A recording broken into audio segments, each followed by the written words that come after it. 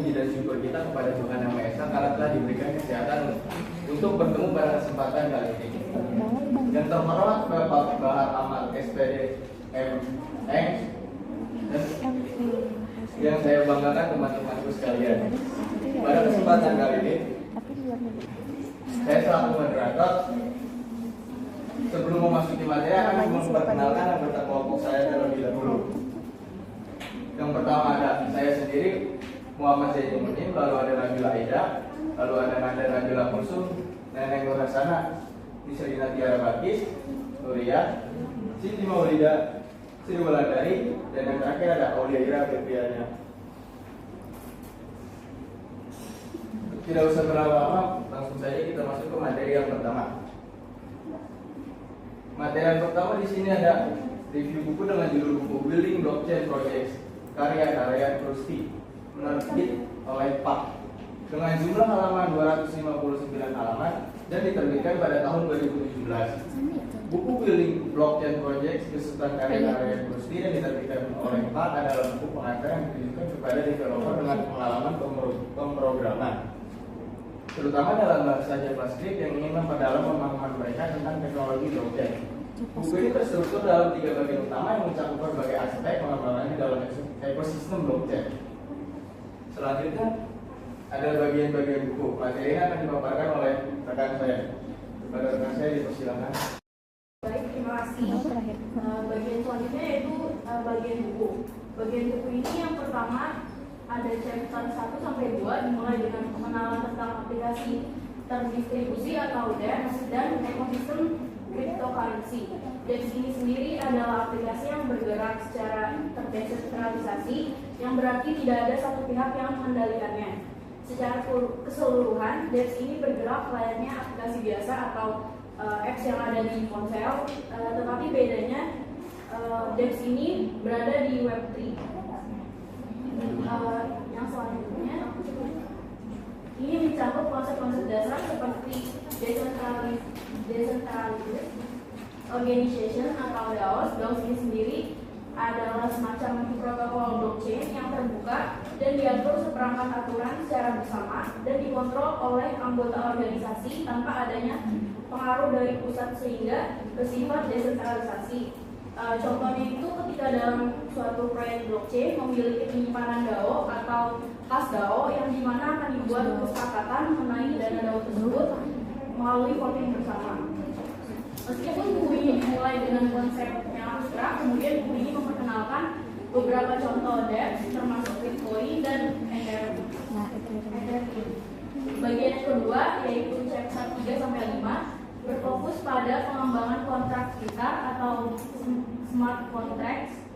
Smart contract ini sendiri adalah bahasa pemrograman di mana adanya kedua pihak yang melakukan kontrak secara otomatis dalam sistem blockchain. Seluruh transaksi yang terjadi dalam kontrak sekitar akan diproses oleh pihak ketiga. Contohnya ketika developer ingin membuat suatu token yang dibangun atas sebuah jaringan seperti Ethereum, maka ia dapat melakukan kontrak tersebut secara otomatis di dalam sistem Ethereum tersebut. Mencakup pemahaman mendalam tentang bahasa pemrograman yang digunakan untuk menulis kontrak pintar di Ethereum. Biasanya smart contract ini dibuat untuk pengembangan token-token yang dibangun di dalam sebuah jaringan. Penjelasan bahasa Solidity mencakup beberapa aspek yang mungkin berbeda dari bahasa pemrograman lain yang sudah dikenal pembaca. Bagian ini juga membahas perpustakaan JavaScript atau Web3.js yang digunakan untuk berinteraksi dengan smart contract serta cara membangun wallet cryptocurrency seperti contohnya Trust Wallet, SafeWall, dan lain-lain. Trust Wallet dan SafeWall ini seperti Dana atau OVO yang ada di ponsel, namun wallet ini berada di Web3. Bagian ketiga buku, chapter 6 sampai 9 memasuki ranah pengembangan smart contract tingkat perusahaan, meskipun bahasa utamanya tetap menggunakan JavaScript. Bagian ini menggali di dalam topik seperti platform deploy smart contract, penggunaan layanan eksternal melalui orang lain, contohnya untuk membangun aplikasi taruhan, dan penggunaan platform pengembangan travel untuk manajemen proyek kontrak kita yang lebih kompleks. Selanjutnya akan dijelaskan oleh rekan saya. Selanjutnya di sini ada permasalahan. Yang pertama adalah kualitas pengeditan salinan dan pengindeksan terasa di bawah rata-rata. Ada banyak contoh tata bahasa dan ejaan yang salah, serta kesalahan yang lebih serius. Seperti halaman daftar isi tidak tertaut dengan benar ke beberapa bab dan dalam buku ini masih menggunakan bahasa Solidity versi 0.4. Sedangkan di dalam pembuatan smart contract saat ini di dalam revisi Ethereum sudah menggunakan Solidity versi 0.8. Yang kedua ada buku itu juga terasa sudah cukup ketinggalan zaman. Tidak hanya ada tanda-tanda usia yang jelas seperti dalam nomor versi perangkat lunak, tetapi buku ini tidak mencakup banyak perkembangan utama di dalam Ethereum dan ruang kontrak kita selama setahun terakhir. Yang ketiga ada beberapa materi teknis sekarang juga sudah usang atau tidak lagi direkomendasikan. Sebagai contoh, masalah yang dimiliki jaringan Ethereum dengan menyediakan testnet yang stabil dan memungkinkan pengembang untuk mengunci di lingkungan terdistribusi yang sebenarnya bahkan tidak disebutkan. Implementasi dari blockchain sendiri ada blockchain konsorsium. Buku ini juga mencakup bab terakhir yang memberikan gambaran umum tentang implementasi blockchain pribadi atau biasa disebut dengan blockchain Onaurium berbasis Ethereum. Dengan menggunakan not parity, meskipun buku ini memberikan pandangan umum tentang topik ini, instruksinya terasa cukup singkat. Yang kedua ada konsep. Buku ini dapat memberikan titik awal yang baik bagi pengembang yang ingin memahami konsep-konsep blockchain dan smart contract. Materi selanjutnya akan saya serahkan kepada rekan saya. Saya lanjutkan. Selanjutnya ada review jurnal dengan judul perancangan private cloud berbasis infrastruktur as a service dengan nama jurnal Process Law, volume dan halaman nya 8, halaman 5 sampai 11, tahun terbit 2 September 2021. Penulisnya Gonzales Wietno, Sulistiono Edi Rahmat, dan tulisan Nanti ada metode penelitian yang diterapkannya adalah penelitian terapan. Nah, berikut adalah tahapan penelitian yang dijelaskan. Yang pertama ada studi literatur, yaitu tahap ini dilakukan untuk merujuk dan mengeluarkan penelitian serta menyelesaikan permasalahan yang ada pada CV. Yang kedua, pengumpulan data. Penelitian yang mengumpulkan dan mengoreksi data dari berbagai sumber informasi atau data. Metode yang digunakan mencakup observasi langsung ke objek penelitian dan wawancara dengan tim terkait objek penelitian. Yang ketiga ada pengujian alat. Nah, pengujian ini dilakukan untuk memastikan bahwa perancangan yang telah dibuat dapat menyelesaikan permasalahan yang ada. Yang keempat ada analisis hasil pengujian. Pada tahap ini saat ini bertujuan untuk menentukan apakah semua permasalahan yang ada telah diselesaikan dengan baik. Yang terakhir ada pembuatan laporan, yaitu hasil penelitian disusun dalam bentuk laporan. Selanjutnya ada tujuan penelitian, yaitu untuk merancang dan mengimplementasikan private cloud berbasis IaaS atau infrastruktur as a service dengan menggunakan teknologi open source serta untuk menguji dan mengevaluasi kinerja dari private cloud yang telah dibangun. Terima kasih. Selanjutnya ada permasalahan apa yang disoroti dalam jurnal ini.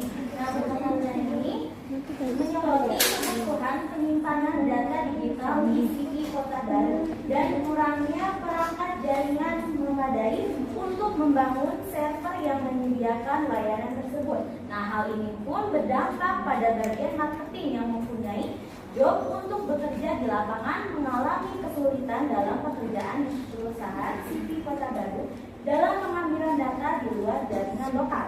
Sehingga ketika beberapa kali bertemu dengan klien yang membutuhkan data tersimpan di lokal area, tidak dapat diakses secara langsung pada saat marketing dengan klien.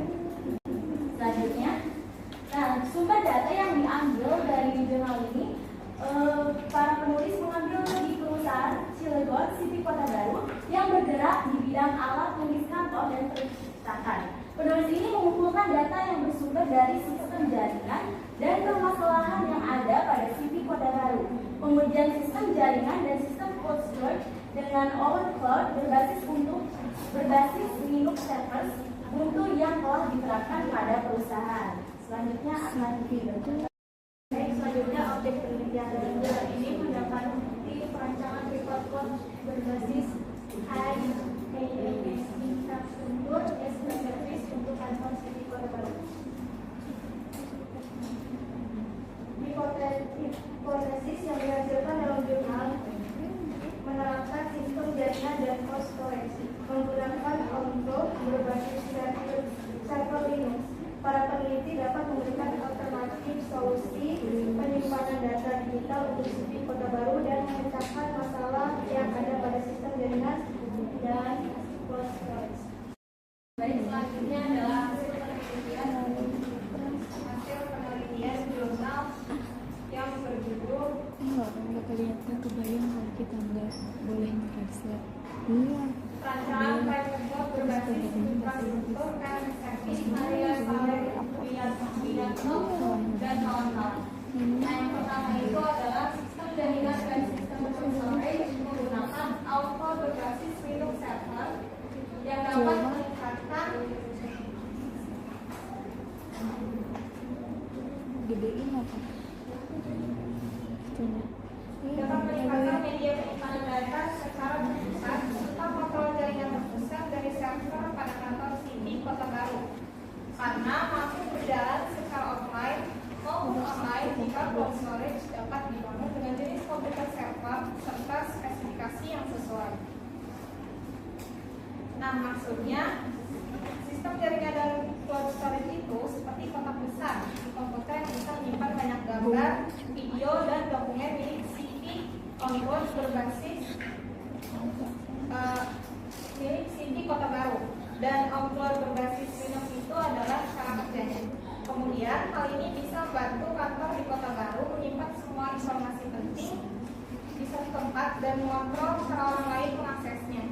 Bahkan walaupun internet nggak ada, masih bisa digunakan seperti mainan yang bisa dimainkan tanpa listrik. Nah, penting juga untuk memilih komputer yang tepat dan settingannya agar semuanya berjalan dengan baik. Jadi semuanya tetap aman dan teratur. Nah, selanjutnya adalah topologi jaringan dimodifikasi dengan menambahkan beberapa device termasuk router dengan menggunakan IP publik untuk memanggil sistem cloud storage dari luar jaringan lokal. Terus yang ketiga ada akses lokal menggunakan ISP standar yang difungsikan untuk mengcover semua kebutuhan jaringan lokal seperti sharing dokumen, dan penggunaan internet pada umumnya. Terus yang keempat ada IP publik digunakan untuk kebutuhan tunai VPN sebagai akses jaringan lokal untuk beberapa kebutuhan. Yang kelima ada VPN berfungsi sebagai jaringan cadangan jika suatu server ini diakses melalui jaringan publik. Yang keenam ada server on-board berjalan pada jaringan lokal dengan IP 10.10.10.5/24 dan jika ingin diakses dari jaringan luar harus menggunakan IP publik dengan ditambahkan port akses, misalnya 36.154.1.1.1.8069/. Nah, yang terakhir ada pengujian terhadap sistem on-board menunjukkan bahwa pengguna dapat membuat akun, login, dan mengunggah file sesuai dengan hak akses yang diberikan. Itu saja dari saya, terima kasih. Selanjutnya ada kelebihan pengujian. Dengan adanya implementasi City Kota Baru dapat memanfaatkan sistem jaringan dan cloud storage untuk menyimpan dan berbagi data dengan lebih mudah, aman, dan efisien. Sistem ini juga dapat diakses secara fleksibel melalui jaringan lokal maupun jaringan publik dengan menggunakan jalur VPN untuk akses dari luar jaringan lokal. Penelitian ini memberikan solusi alternatif dalam penyimpanan data secara digital bagi City Kota Baru dengan menggunakan sistem jaringan dan sistem cloud storage berbasis Ubuntu. Baik, selanjutnya ada kekurangan penelitian. Yang pertama itu, penelitian ini hanya dilakukan pada satu perusahaan, yang berarti penelitian ini tidak melibatkan perusahaan lain, sehingga generalisasi hasil penelitian ini terhadap perusahaan lain mungkin terbatas. Nah, karena penelitian ini hanya terbatas pada satu perusahaan, maka hasilnya mungkin tidak bisa dijadikan acuan yang kuat untuk perusahaan-perusahaan lain karena situasi atau karakteristiknya mungkin saja berbeda. Nah, jadi gini, penelitian ini mungkin bisa relevan dengan perusahaan ini yang seperti Kota Baru, tapi belum tentu relevan dengan perusahaan lain. Yang kedua, tidak ada perbandingan dengan metode atau sistem yang digunakan oleh perusahaan sejenis. Nah, yang berarti peneliti tidak melakukan perbandingan dengan solusi yang sudah ada di pasar atau industri yang sudah ada, sehingga sulit untuk menentukan sejauh mana penggunaan sistem yang diusulkan dalam penelitian ini. Nah, kalau tidak ada perbandingan yang dilakukan, maka sulit untuk menilai atau menentukan sejauh mana sistem yang diusulkan dalam penelitian ini memiliki keunggulan dibandingkan dengan yang sudah ada. Nah, dengan kata lain, tidak ada kerangka referensi yang dapat digunakan untuk mengukur apakah sistem yang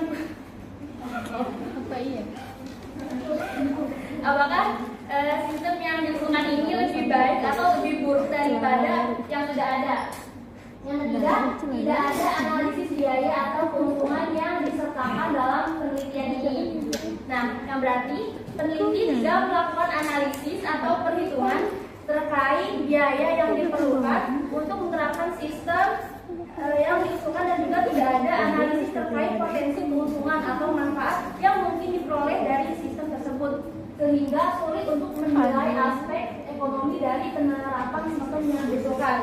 Nah, jadi penelitian ini tuh tidak memberikan informasi yang cukup untuk mengevaluasi apakah sistem yang diusulkan ini memiliki keunggulan dari segi ekonomi atau sebaliknya. Yang keempat, tidak ada pengujian keamanan yang dilakukan terhadap sistem yang diusulkan. Nah, yang berarti peneliti tidak melakukan pengujian atau penilaian terhadap tingkat keamanan sistem yang diusulkan. Nah, pengujian keamanan ini adalah proses untuk mengidentifikasi potensi kerentanan atau celah keamanan dalam suatu sistem dan menilai sejauh mana sistem tersebut terlindungi dari ancaman atau serangan yang mungkin terjadi, sehingga keamanan data dalam sistem ini masih perlu dievaluasi lebih lanjut, atau pengujian keamanan untuk memastikan bahwa data dalam sistem tersebut benar-benar terlindungi dengan baik. Yang terakhir, tidak ada analisis kinerja yang dilakukan terhadap sistem yang diusulkan. Yang berarti peneliti tidak melakukan analisis atau penilaian terhadap kinerja sistem yang diusulkan. Nah, analisis kinerja ini adalah proses untuk mengukur atau mengevaluasi bagaimana sistem berfungsi dalam berbagai kondisi atau situasi, sehingga sulit untuk mengetahui sejauh mana sistem ini dapat mengatasi beban kerja yang tinggi atau situasi darurat. Artinya, tidak ada data atau informasi yang memberikan gambaran tentang apakah sistem tersebut dapat beroperasi secara efisien dan efektif dalam situasi-situasi yang memerlukan respon cepat atau pemrosesan data yang sangat besar. Sekian dari saya kembalikan pada moderator. Kesimpulan dalam review buku yang pertama yaitu secara keseluruhan buku Building Blockchain Projects oleh Narendra Kusdi adalah sumber daya berharga yang memberikan panduan praktis dalam pengembangan proyek-proyek blockchain. Buku ini menyoroti pentingnya pemahaman yang muat terhadap konsep blockchain, memberikan panduan langkah demi langkah dalam pengembangan aplikasi dan proyek, dan menekankan keamanan sebagai unsur utama dalam pengembangan proyek blockchain. Yang kedua ada hasil kesimpulan dari mereview jurnal. Kesimpulan dari hasil review jurnal dengan judul Perancangan Private Cloud Berbasis Infrastruktur as a Service adalah bahwa penelitian ini bertujuan untuk mengatasi masalah dalam penyimpangan data digital di City Kota Baru, perusahaan yang bergerak di bidang alat tulis kantor dan percetakan, dengan menerapkan solusi berbasis cloud computing menggunakan on-cloud berbasis Linux server. Hasil penelitian menunjukkan bahwa sistem ini dapat meningkatkan penyimpanan data secara terpusat, kontrol jaringan terpusat, dan fleksibilitas akses data melalui jaringan lokal, jaringan publik dengan VPN. Meskipun penelitian ini memberikan solusi yang potensial bagi CV Kota Baru, terdapat beberapa kekurangan seperti keterbatasan generalisasi hasil penelitian karena hanya dilakukan pada satu perusahaan, kurangnya perbandingan dengan metode atau sistem lain, kurangnya analisis biaya dan keuntungan, serta kekurangan dalam menguji keamanan dan kinerja sistem yang diusulkan. Oleh karena itu, penelitian lebih lanjut Dan pengujian yang lebih komprehensif diperlukan untuk mengukur keefektifan dan keamanan sistem ini dalam konteks yang lebih luas. Jalan-jalan bersama janda. Cakep. Jangan lupa beli good time. Cakep. Terima kasih atas perhatian Anda. Cakep. And see you next time. Sekian pemaparan materi dari kelompok kami. Terima kasih kepada rekan-rekan kami yang telah menyimak dari awal hingga akhir. Kurang lebihnya mohon maaf. Wabillahi taufiq wal hidayah. Wassalamualaikum warahmatullahi wabarakatuh. Waalaikumsalam.